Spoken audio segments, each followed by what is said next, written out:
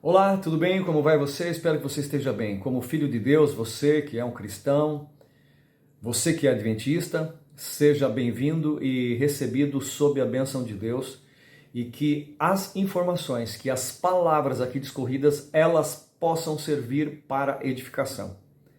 O intuito do canal Pesquise e IASD tem por objetivo alertar o povo cristão, sobretudo o povo adventista. Povo que tem conhecimento bíblico, que entende, que guarda a integridade da Bíblia, as Escrituras Sagradas, somente as Escrituras. O povo adventista que crê no espírito dos profetas, o povo adventista que crê no espírito de profecia, o povo adventista que crê que os escritos de Ellen White fazem parte deste corpo dos profetas e, como definição da mesma profetisa, irmã Ellen White sempre fez observações e lembretes que os seus escritos são uma luz menor que ajuda no entendimento da luz maior. Sempre Ellen White colocou como a Bíblia estando em primeiro plano. Neste vídeo, de uma profecia que está se cumprindo e irá se cumprir com mais intensidade no meio do povo adventista. E esta profecia está descrita lá no livro Eventos Finais, página 209. Deixarei nas descrições o livro no formato digital para você acessar. Muitos adventistas tomam posição contra a luz. Que luz? A luz da verdade. A luz que vem da palavra de Deus. A luz que vem dos testemunhos. O que são os testemunhos? São os escritos de Ellen White. Muitos adventistas tomarão, e poderemos considerar já no presente, estão tomando posição contra a luz. Nas igrejas entre colchetes, adventistas do sétimo dia, nas igrejas deverá haver admirável manifestação do poder de Deus, mas ela não influirá sobre os que não se têm humilhado diante do Senhor, abrindo a porta do coração pela confissão e arrependimento dos pecados. Na manifestação desse poder que ilumina a terra, com a glória de Deus, eles só verão alguma coisa quando isso estiver acontecendo no meio do povo de Deus, um despertamento. A maioria só verá alguma coisa que, em sua cegueira, conforme eu frisei no vídeo anterior, da situação da igreja de Laodiceia, a sétima igreja apocalíptica.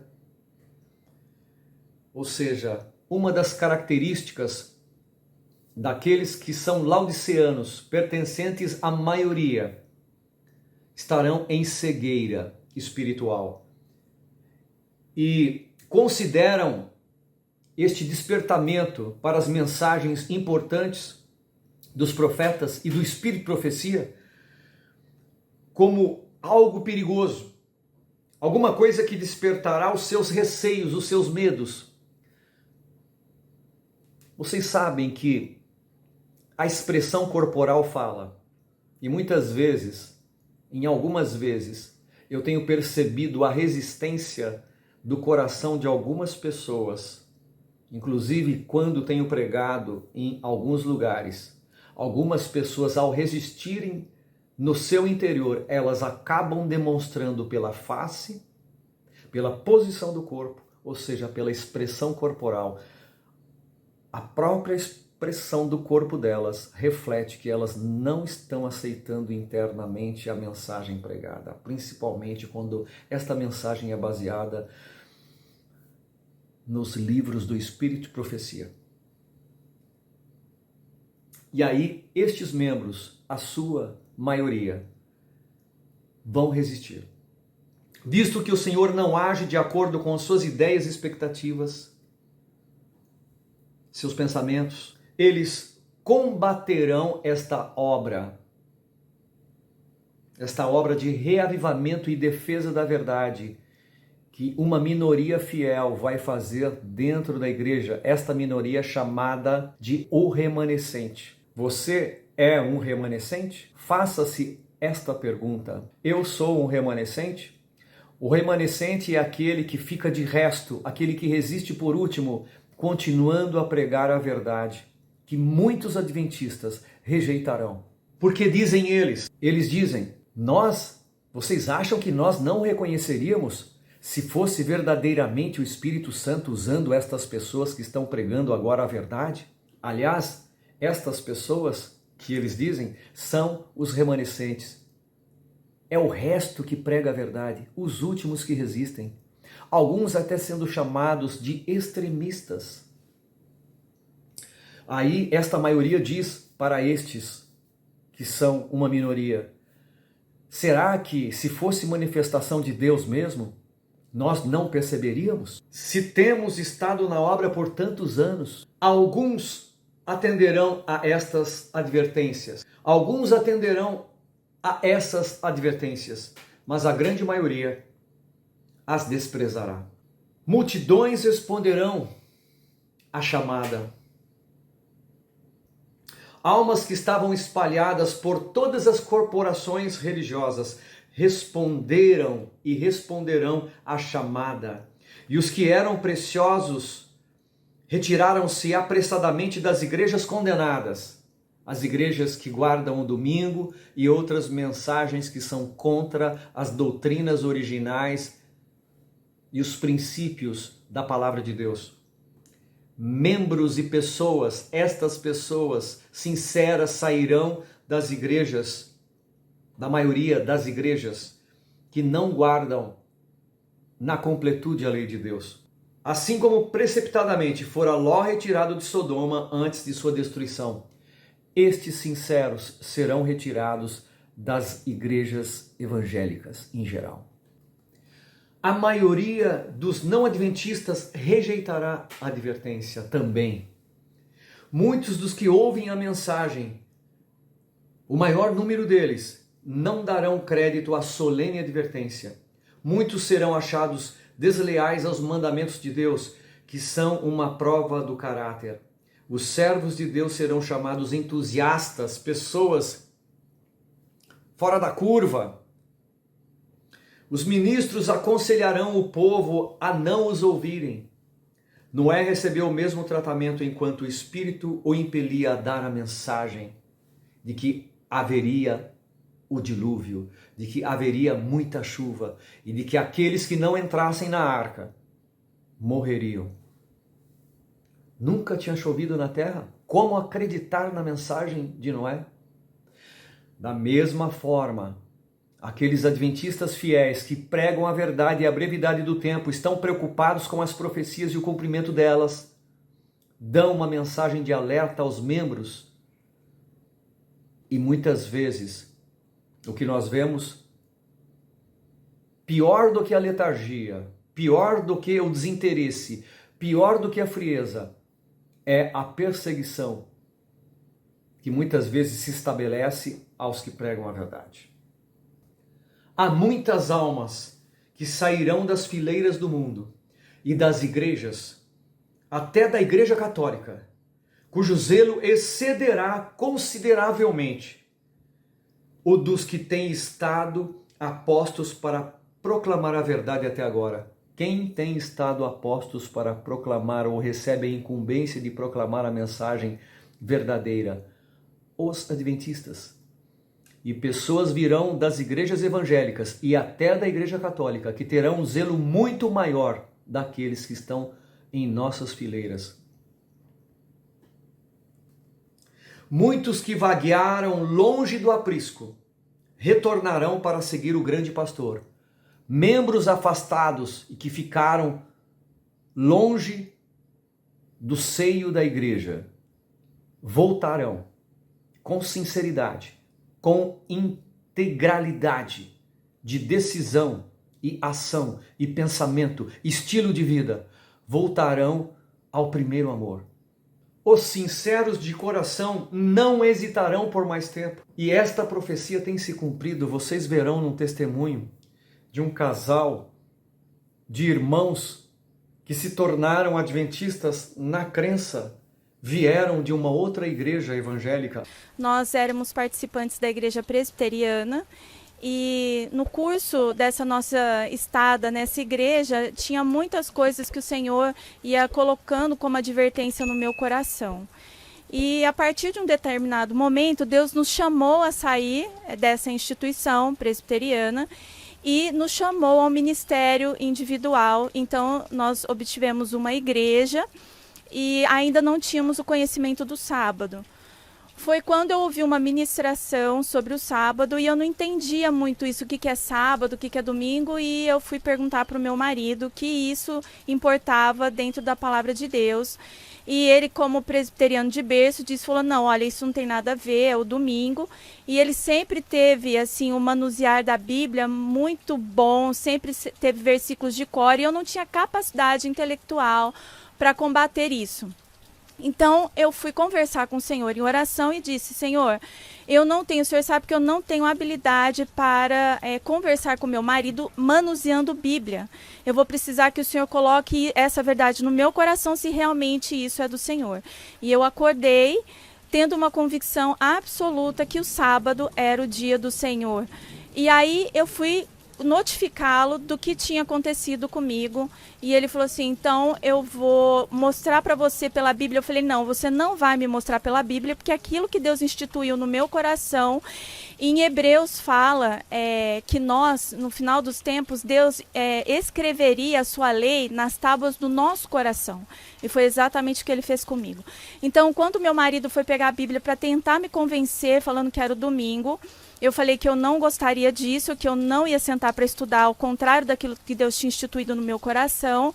Ele sentou para estudar sobre o sábado. E agora eu vou passar para ele, que essa parte ele vai contar para vocês.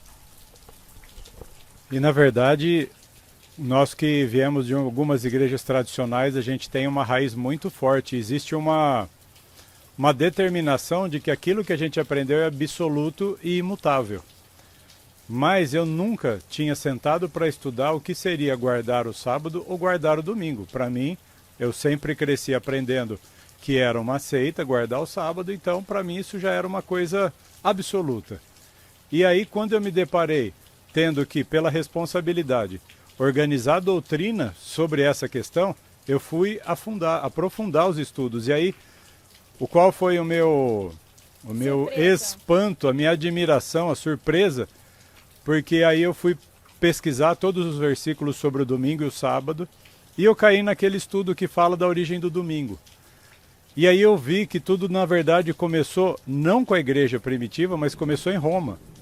E aquilo foi me chocando, e eu fui lendo os textos, e eu vi que de Gênesis a Apocalipse, a verdade está no sábado. E naquele momento eu chorei muito, Deus ministrou profundamente no meu coração, e eu cheguei para minha esposa e falei, é verdade, é o sábado e não é o domingo. Então nós entendemos que a gente deveria levar para o ministério onde a gente estava, e aí com insegurança, com receio, porque como líderes de um grupo de pessoas servindo a Deus, como a gente ia levar e o que aconteceria com esse povo? E na verdade as pessoas já estavam preparadas, elas acompanhavam até a Rede Novo Tempo, que passou aberta por um tempo lá na cidade, em Barretos, que é de onde nós somos. E durante pouco tempo ela ficou no ar, depois ela saiu.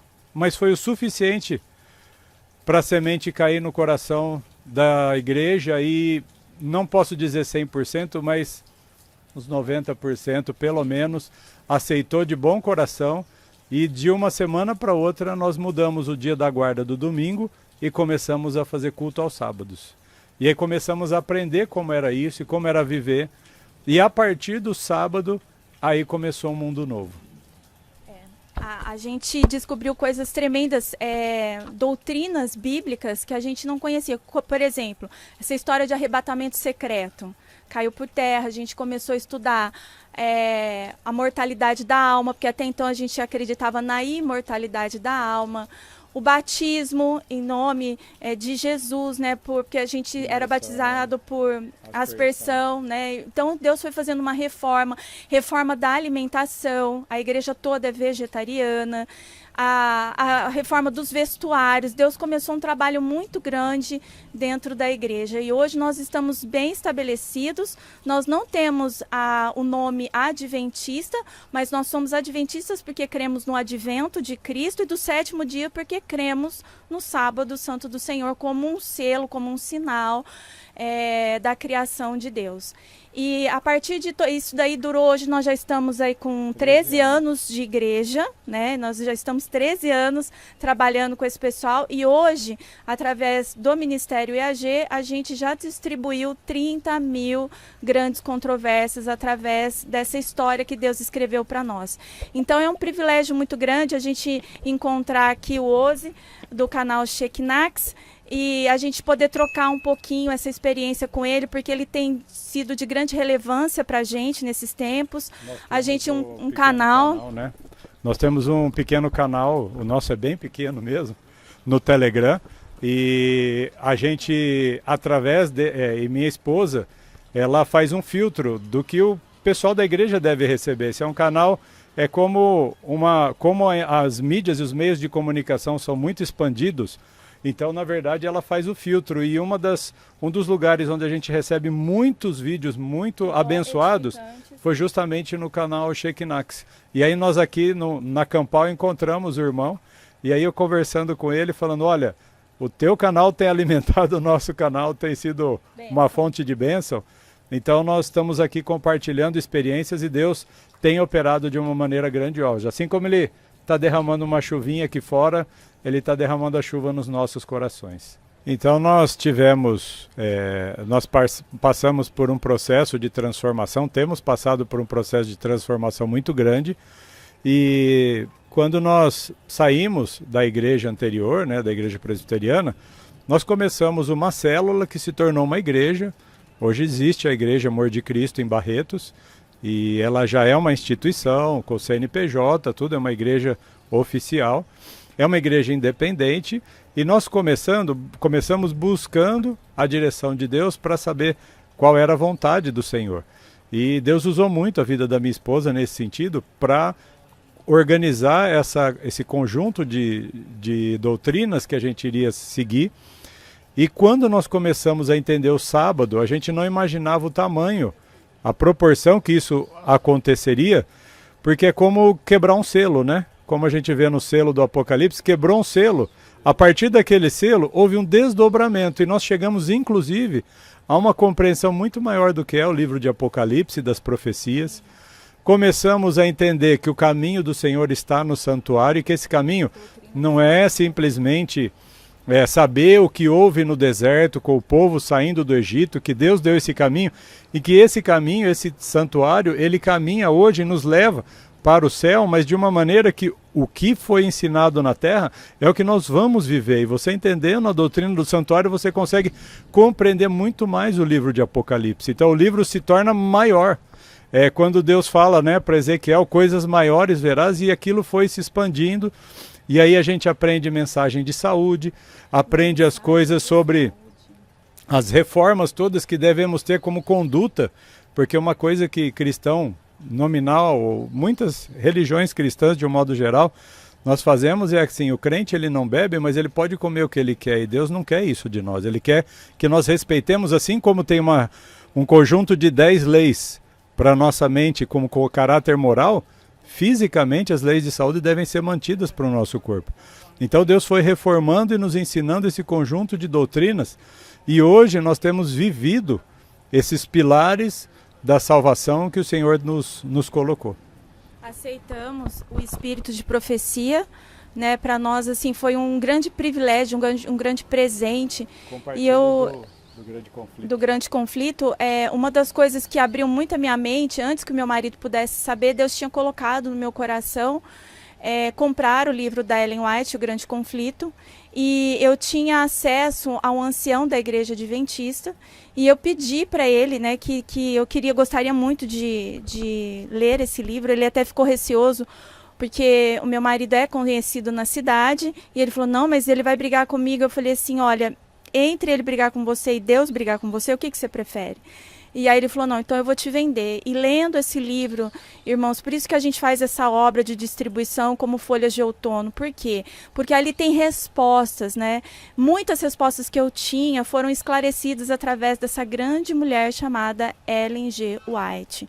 Então, se você tem alguma resistência, você que é adventista ou fora da igreja adventista, que há resistência no seu coração, se move em direção a Deus e deixa o Espírito de Cristo convencer você do que representa esse manancial de escritos dela. É assim, muito inspirador, motivador. E é o que ela fala, eu sou a luz menor e a Bíblia é a luz maior. É impressionante quando você lê a Ellen G. White, pode ser qualquer um dos livros dela, como ela te encaminha para as escrituras. E isso vai construindo um caráter que é inabalável, sólido, inabalável, que é o reino de Deus dentro da sua vida. Então, assim, a nossa história foi marcada por manifestações especiais de Deus e do seu Filho, o nosso Senhor Jesus Cristo.